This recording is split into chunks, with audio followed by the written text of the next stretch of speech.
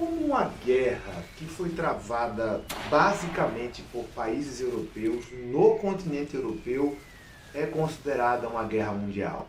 Bom, eu sou o professor Paulo Teles e eu estou aqui para te contar essa história, a história da Primeira Guerra Mundial.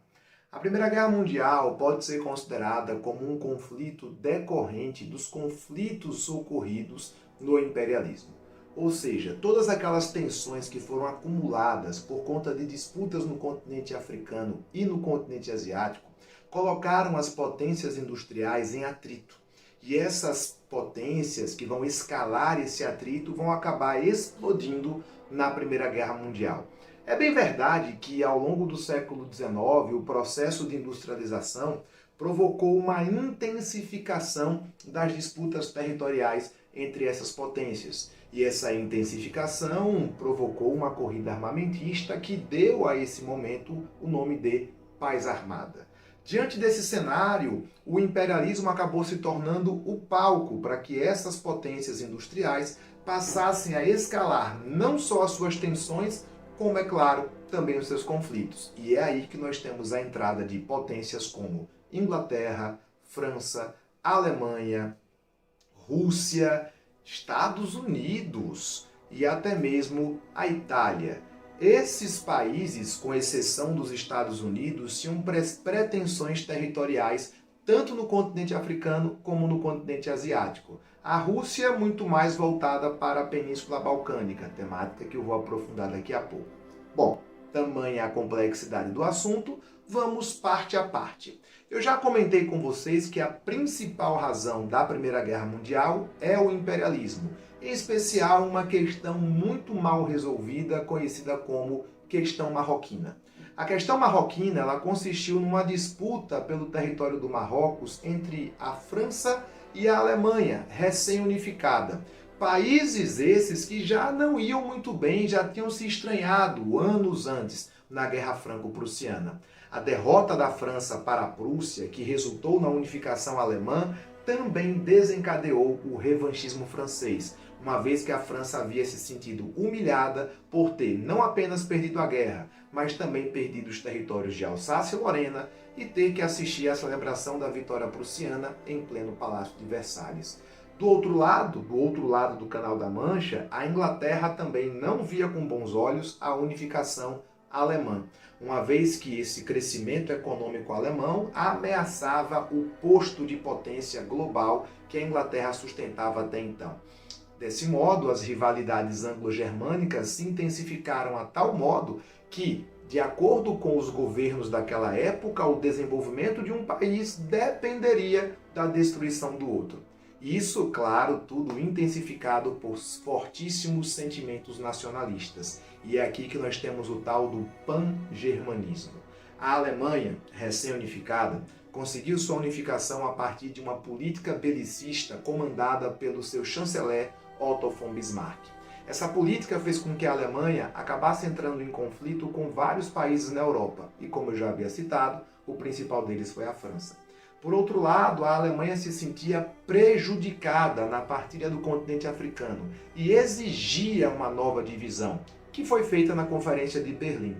O problema é que a conferência mais dificultou, mais problematizou, piorou ainda mais os problemas que já existiam. Nada foi resolvido na Conferência de Berlim que trouxesse a paz. Ao contrário, o que aconteceu foi exatamente a piora do quadro que já estava desenhado. É realizada uma última conferência, a Conferência de Algeciras, para decidir exatamente a questão marroquina. E a Inglaterra, que não via com bons olhos o crescimento e a ampliação do poder alemão, se posicionou favoravelmente à França, firmando um acordo que ficou conhecido como Entente Cordiale. Sim, estou a falar italiano porque a Itália não está fora desse jogo. A Itália, assim como a Alemanha, se unificou muito tardiamente. E a unificação da Itália acabou deixando questões em aberto, como, por exemplo, a questão tridentina ou questão irridenta. Mas, Paulo, o que é isso? A questão tridentina correspondia à reivindicação da Itália por territórios de população italiana que ainda estavam sob a posse do Império Austro-Húngaro, o que colocava a Itália numa posição muito de oposição ao Império Austro-Húngaro e o que vai explicar posteriormente uma certa mudança de lado da Itália em relação à guerra que está por vir. De toda sorte, como eu havia dito, esses sentimentos nacionalistas não apenas apareceram na Europa Ocidental.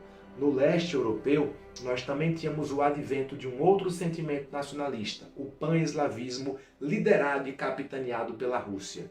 Acontece que a Rússia ela tinha grandes pretensões na Península Balcânica e, por conta disso, havia apoiado o projeto político da Sérvia, a tal da Grande Sérvia, que muito em breve vai se tornar a Iugoslávia. A Sérvia, que tinha acabado de ficar independente, desejava unificar as repúblicas e os territórios da Península Balcânica em um único país.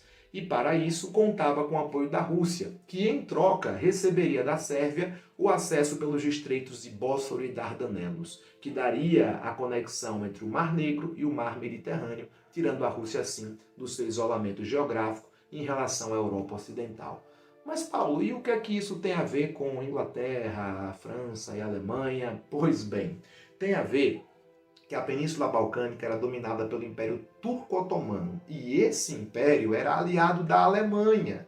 A Alemanha é essa que pretendia construir uma estrada de ferro Berlim-Bagdá para ter acesso às ricas reservas de petróleo. Até atrapalhei. As ricas reservas de petróleo do Oriente Médio. E é aí que a coisa fica toda confusa.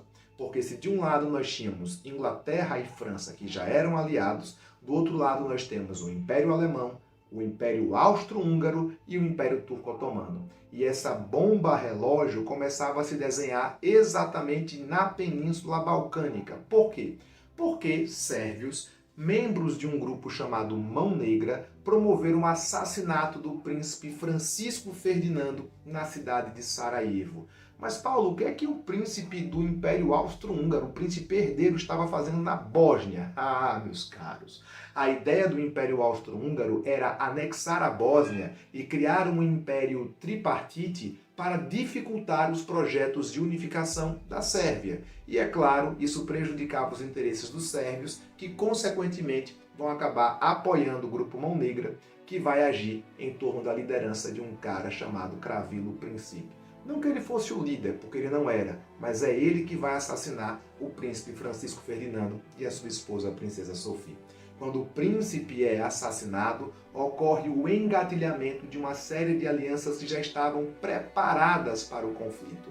Inglaterra, França e Rússia vão se unir na chamada Tríplice Entente. E do outro lado, a Alemanha, o Império Austro-Húngaro, o Império Turco-Otomano e a Itália, formando a chamada Tríplice Aliança. E esse conflito vai explodir exatamente 30 dias após o assassinato do príncipe Francisco Ferdinando. E para você não se perder com tanta informação, vamos listar então quais as razões da Primeira Guerra. Primeiro, o imperialismo, com destaque para a questão marroquina. Segundo, o revanchismo francês causado pela derrota da França na Guerra Franco-Prussiana. Terceiro, as rivalidades anglo-germânicas. Quarto, os sentimentos nacionalistas, com destaque para o pan-germanismo e o pan-eslavismo. E quinto, a questão balcânica, que resultou no assassinato do príncipe Francisco Ferdinando. É bem verdade que a guerra teve uma escala industrial porque envolvia em sua grande parte potências industriais. E por conta disso, o altíssimo grau de mortandade, a tragédia, a destruição, a utilização de grandes tecnologias provocará não só enormes perdas humanas, como também traumas, que levará a Europa Ocidental a aprofundar o seu sentimento de mal-estar do século, a alimentar sentimentos de frustração, ressentimentos e até mesmo dúvida em relação ao racionalismo. Essa decepção com o mundo irá se transformar em ódio. E como diria uma citação de um desenho, de um anime que talvez vocês gostem, Berserker, o ódio é o lugar para onde os homens vão quando eles não conseguem lidar com a dor. É muito por conta das frustrações e dos equívocos deixados pela Primeira Guerra Mundial, que foram piorados com o Tratado de Versalhes, que vai punir a Alemanha como se ela tivesse sido a única culpada, que nós teremos o alimento e a substância para a produção de movimentos tão terríveis como o fascismo e o nazismo. Mas isso é assunto para o próximo vídeo. Até lá!